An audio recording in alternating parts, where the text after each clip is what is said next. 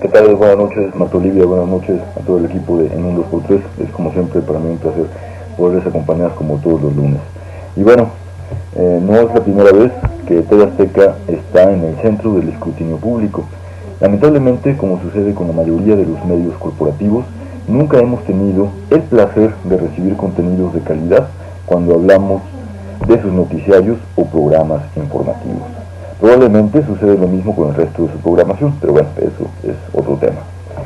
Para nuestro pesar, en 30 años desde que iniciaron transmisiones, son contadas las veces en las que sus coberturas periodísticas han sido medianamente plausibles, y la mayoría de estas se encuentran en el infoentretenimiento, en el área de deportes o en el área de espectáculos, sin demeritar desde luego el trabajo periodístico que se hace a través de estas fuentes.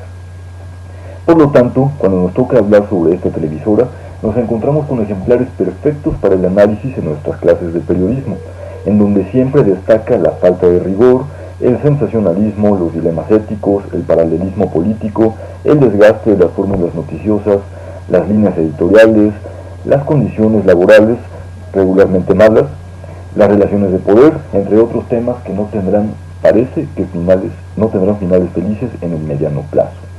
De hecho, de nada le sirve a la televisora tener un canal especializado en información como lo es ADN 40 si el contenido sigue siendo basura. Más allá de la figura tan repugnante que pueda significar el dueño de TV Azteca, Ricardo Salinas Pliego, ya sea por su cinismo, por su negativa al pago de los más de 35,000 millones de pesos de su deuda actual con el SAT, o por su constante reproducción de discursos clasistas y racistas, o incluso por su simple falta de conexión con la realidad, tenemos que aguantar que sea el dueño de la segunda empresa televisora más grande de México, con los daños que de ello resulten. Considero entonces que es momento de hablar con seriedad sobre el futuro de medios de comunicación como este, tomando en cuenta sus reiteradas faltas a los derechos de las audiencias para la obtención de contenidos útiles, veraces, rigurosamente elaborados y con estándares de calidad que coadyuven a la búsqueda de soluciones a los problemas sociales de México y que no solo abonen al agravamiento de estos. Solo basta recordar algunos de los casos más emblemáticos. El llamado de Javier Alatorre para no hacer caso a las autoridades sanitarias del gobierno de México durante el punto máximo de la pandemia por COVID-19, anteponiendo criterios económicos por encima de la salud de las personas. Anclado está el hecho de que las personas empleadas de Grupo Salinas fueron obligadas a cumplir con sus contratos laborales, el trabajo presencial, los horarios, etc., aún en medio de la emergencia sanitaria. Recordemos también las ocasiones en las que conductores de programas como Venga la Alegría o ADN Contigo han reproducido narrativas violentas, racistas y clasistas en contra de algunas figuras del cine o de la televisión, o incluso contra la población en lo general. Y tenemos también el tristemente célebre caso de los libros para educación primaria con ideología comunista, que solo abonaron a la desinformación y que provocaron que gobernantes con poco o nulo criterio como los que tenemos en Coahuila, en Chihuahua o en Guanajuato dejaran sin libros e incluso hasta sin clases a miles de estudiantes. El último caso, del que también se ha debatido ampliamente durante la última semana, es la cobertura falaz en torno al desastre natural ocurrido en Guerrero con el huracán Otis, y que terminó por poner en evidencia el nulo interés que existe en las salas de redacción de TV Azteca por mejorar sus contenidos y por mejorar su periodismo. Con estos antecedentes, más otros casos de menor impacto, debemos replantear la necesidad de mantener a un medio de comunicación como TV Azteca, que solo beneficia económicamente a su dueño, porque no sucede ni siquiera así con sus estrellas, quienes son los que se encargan de ejecutar el trabajo sucio, a quienes no parece ni siquiera estar respetando o tener el más mínimo respeto por su dignidad, como lo que sucede con Villalbazo o con Javier Alatorre. Es un medio que no sirve para informar, porque sus noticiarios y espacios de análisis están capturados por los intereses de Salinas Pliego.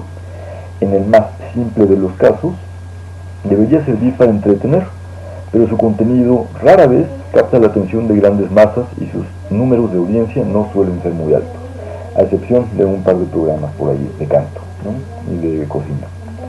Y entonces, ¿por qué nos preocupa la existencia de un medio como este?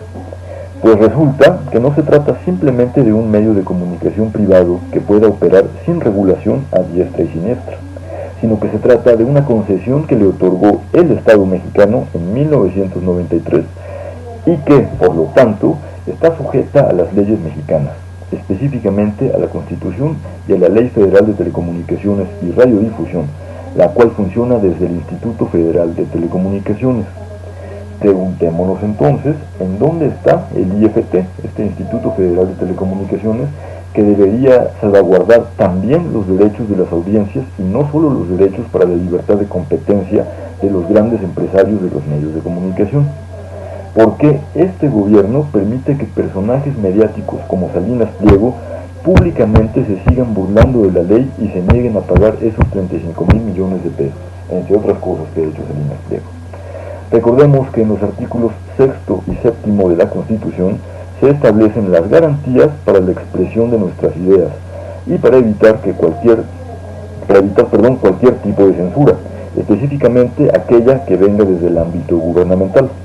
Sin embargo, a estas alturas, TV Azteca puede seguirse escudando bajo estos principios cuando viola reiteradamente la ley.